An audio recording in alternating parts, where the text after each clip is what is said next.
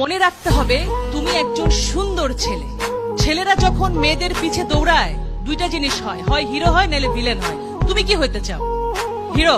Villain হইতে চাইলে কি হবে জানো? পিছে পিছে দৌড়াবা, ওই যে পুলিশ এসপি সে ধরে নিয়ে আবার একটু পেদানি দিবে, মেয়েকেও পাবা না, মাইরও খাবা। ভাই ভালোই তো বাসছিলে, তুই কি দোষ করলা, তাই না?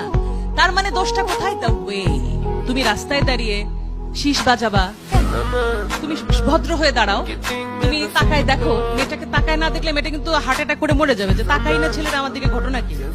কিন্তু সেই দৃষ্টি থাকবে সৌজন্যমূলক, সুন্দর। সুতরাং ছেলে এবং মেয়ে মিলে সুন্দর পৃথিবী গড়তে হলে তোমাদের জানতে হবে ছেলে অনেক ভালো, মেয়েরা অনেক ভালো। সুতরাং দুজন মিলে একটা সুন্দর পৃথিবী হবে। নিজের শরীরকে যত্ন নিতে হবে দুটি কারণে। নিজে সুস্থ হয়ে গড়ে ওঠা, নিজের যত্ন নেবে, তাহলে কি হবে, অনাগত যে বাচ্চাটা আসবে সেটাকে মনে রাখতে হবে একটা মেয়ের পেটে একটা বাচ্চা মানে সে মেয়েটি মা হচ্ছে আর ছেলেটি বাবা হচ্ছে, আর তাদের বাবা মারা নানি দাদি হচ্ছে। এটাই স্টোরি না, আসল গল্প হচ্ছে সেই শিশুটি বাংলাদেশের নাগরিক হয়ে জন্মাচ্ছে। আমার প্রশ্ন, কোন ছেলেটি একটা মেয়ের ওন্না ধরে টান দেয়? সে কি কোনো মায়ের পেট থেকে আসেনি? তাহলে কেমন মা তাকে শিক্ষা দিতে পারেনি? সেই মায়েরও আমি দোষ দেব যে তুমি যদি সন্তান পালন করতে না পারো, সন্তান তুমি নেবে না। প্রত্যেকটা বাচ্চা যখন সুন্দর হবে, অর্থাৎ প্রথমে আমাদের পুষ্টি নিশ্চিত করতে হবে।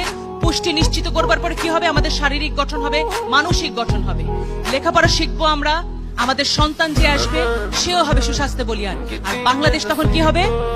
পৃথিবীর 1 নাম্বার দেশ।